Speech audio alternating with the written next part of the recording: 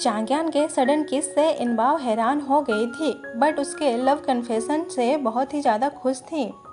बेचारे सूहो का दिल तो फिर से टूट गया था। एक आदमी आकर उसे टकराता है जिससे उसका लालटेन टूट जाता है। वो आदमी आकर उसे सॉरी भी करने लगता है, बट सूहो तो चांग्यान का गुस्सा उस पर उतारने लगता है। उसके गार्ड्स आकर उसे रोकते हैं और उसे अपने साथ घर ले जाते हैं। चांग्यान इनबाओ को फ्लावर गिफ्ट करता है। इनबाओ उससे कुछ बात करना चाहती थी, इसलिए चांग्यान उसे अपने होटल ले आता है। ये देखकर इनबाओ तो इसका गलत मतलब निकाल लेती है, पर वो इसके लिए रेडी थी और अंदर जाने से पहले उसके लिए कुछ खरीदने के लिए चली जाती है। उसके रूम के बाहर अजीब अजीब आवाजें सुनाई दे रही थी। लग रहा था कि अंदर कुछ चल रहा है, पर अंदर तो इनबाओ चांग्यान को ड्रेस पहना रही थी। तभी चांग्यान से वो मैजिकल फॉक्स नीडल नीचे गिर जाता है, तो इनबाओ उसे उठा लेती है और उसके बारे में पूछने लगती है, बट चांग्यान उसे कुछ भी नहीं बताता। इनबाओ उसके लिए न्यू क्लोथ्स लेकर आई थी। पिछली बार वाला ड्रेस तो हानियू ने सूहो को दे दिया था। चांग्यान कहता है, तुम कुछ बोलने वाली थी ना? तो इनबाओ कहती है, हाँ, इस बार वाला लालटेन फेस्टिवल मेरे लिए बहुत खास था। मुझे तुम्हारे साथ बहुत मजा आया। क्या अगली बार भी तुम मेरे साथ ही फेस्टिवल मनाओगे? तो चांग्यान भी उसे हाँ कह देता है। आके हुओ के पापा ठीक होकर अपने घर वापस आ गए थे। हुओ उन्हें अच्छे से बिठाकर कहता है कि उन डीमन फोक्स की इतनी हिम्मत कैसे हो गई ऐसे बाहर निकलकर लोगों को मारने का। उन्हें तो पनिशमेंट मिलनी चाहिए।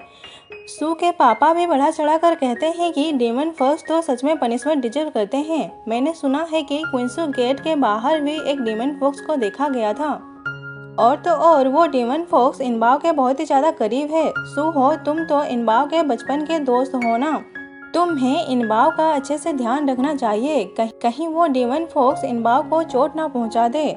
यू रोंग सू के पापा से कहता है कि क्या आज रात को सूहो के पापा को मार दें, क्योंकि उसने पपेट किंग को देख लिया है, कहीं वो ये खबर सब तरफ फैला ना दे। सू के पापा कहते हैं, नहीं, वो ऐसा नहीं करेगा। यूरोंग कहता है, क्यों, क्या उसे भी पपेट किंग का स्पिरिचुअल पावर चाहिए? सू के पापा कहते हैं, नहीं, वो इतना एम्बिशियस आदमी नहीं है, वो हमारे लिए खतरा नहीं है, इसलिए उसे छोड़ दो। सू हो अपने पापा से पूछता है, क्या आपने उस डीमन फोक्स को देखा है?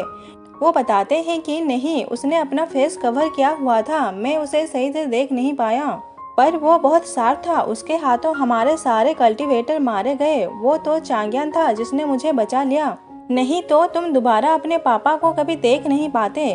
हुओ को ये सुनकर आश्चर्य होता है कि चांग्यान ने आपको बचाया है। क्या आप जानते हो कि चांग्यान एक डीमन फोक्स है? उसके पापा कहते हैं, क्या चांग्यान और डीमन फोक्स, तुम ये कैसी बातें कर रहे हो? वो बताता है कि मैंने उसे अपनी आंखों से देखा है। उसके पापा कहते हैं, कुछ भी हो, उसने मेरी जान बचाई है, इसके लिए मैं उनसे मिलकर थैंक्स कहूँगा। अगले दिन इनबाओ और बाकी सब फेस्टिवल घूमकर घर वापस आते हैं। उनके तो गार्ड्स उन्हें ही ढूंढ रहे थे।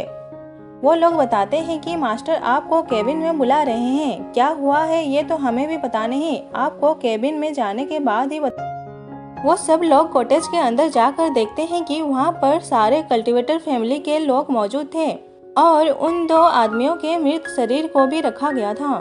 इनबाओ अपने पापा से पूछती है कि आखिर यहाँ पर चल क्या रहा है। एक गार्ड आगे आकर बताता है कि हमारे कुछ भाई ब्रोकन मून माउंटेन की जांच करने गए थे, बट उन्हें एक डीमन फोक्स ने मार डाला। हमें उस डीमन फोक्स को ढूंढकर मार देना चाहिए। इसके लिए मास्टर से परमिशन मांगने लगते हैं। हानियू इनबाओ से कहता है, हम सब ने उस दिन डीमन फोक्स को देखा था। उसके बाद से चांग्यान भी कहीं गायब हो गया। मुझे तो पूरा यकीन है कि चांग्यान ही वो डीमन फोक्स है। ये सुनकर तो सू की बहन को झटका लगता है। वो जिससे प्यार करती थी वो एक डीमन फोक्स कैसे हो सकता है? सू कहती है, आप ये कैसे कह सकते हो? क्या आपके पास कोई प्रूफ है? हानियू भी उसका साथ देते हुए कहता है कि चांग्यान कभी डीमन फोक्स नहीं हो सकता, वो तो कितना अच्छा आदमी है। इनबाओ कहती है, आपको इतना यकीन क्यों है कि इन्हें फोक्स ने ही मारा है?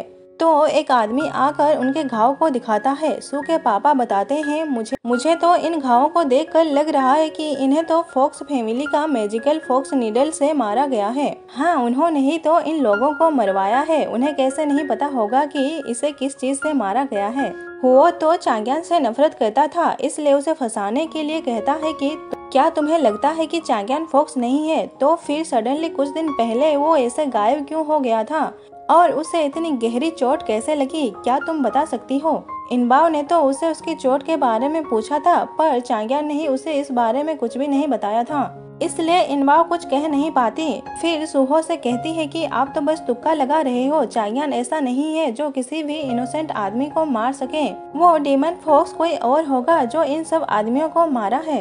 हानियो भी उसका साथ देता है और सू भी चांग्यान की ही साइड लेती है, तो उसके पापा उसे चुप करवा देते हैं। इनबाओ कहती है आप ऐसे ही किसी भी इनोसेंट आदमी को मर्डरर नहीं बना सकते, पहले इसका प्रूफ लेकर आइए। तभी सुहो के पापा वहाँ आकर कहते हैं इनबाओ ठीक कह रही है। इनबाओ के पापा उनसे पूछते हैं आप ही इकलौते ऐसे इंसान हैं जो उस दिन जिंदा बच पाए थे, अब आप ही बताइए कि सच क्या है और कौन है इन सब मर्डर के पीछे। हुओ के पापा बताते हैं हाँ मैंने उस दिन डेमन फॉक्स को देखा है, वो और कोई नहीं बल्कि चांग्यान ही है।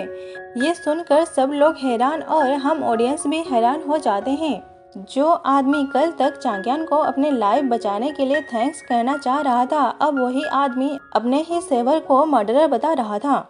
सब लोगों को उनकी बातों पर यकीन हो रहा था, पर इनबाओ कहती है मैं नहीं मान सकती, आप सबको कन्विंस कर सकते हैं पर मुझे नहीं। हुओ के पापा कहते हैं तो ठीक है, मेरे पास इसका एक सबूत भी है, और फिर सबको एक फैन दिखाते हैं। ये फैन चांग्यान का ही था। इसे देखकर भी इनबाओ नहीं मानती कि चांग्यान भी कभी ऐसा कर सकता है। सुहो उसे कहता है तुम अभी भी उसे बचा रही हो जिसने इतने सारे कल्टीवेटर को मार डाला, हमें तो उससे बदला लेनी चाहिए। बाकी सब लोग भी हुओ को साथ देने लगते हैं। सू के पापा बताते हैं बहुत सालों पहले धरती पर रेड टेल फॉक्स पाए जाते थे जिनका स्पिरिचुअल पावर बहुत ज्यादा होता है, पर बाद में वो लोग लुप्त हो गए। पर मुझे शक है कि चांग्यान एक रेड टेल फॉक्स है और उसका सोल अब इनबाओ तुम्हारे बॉडी के अंदर है। इनबाओ इस बात को मानने से इनकार करने लगती है, तो वो बताते हैं कि कई सालों पहले तुम्हारे पापा ने तुम्हारी स्पिरिचुअल रूट को काट कर बाहर निकाल दिया था, फिर कुछ महीनों पहले फिर से तुम्हारा स्पिरिचुअल रूट रिकवर कैसे हो गया और तुम्हारे अंदर इतनी ज्यादा स्पिरिचुअल पावर कैसे है। इनबाओ कहती है अगर ऐसा है तो उसके पास तो ऐसे कई मौके थे जब वो अपना सोल वापस ले सकता था, फिर उसने ऐसा क्यों नहीं किया। सू के पापा बताते हैं चांग्यान ऐसा नहीं कर सकता, सोल को सिर्फ लव रिपेयर के थ्रू ही बाहर निकाला जा सकता है।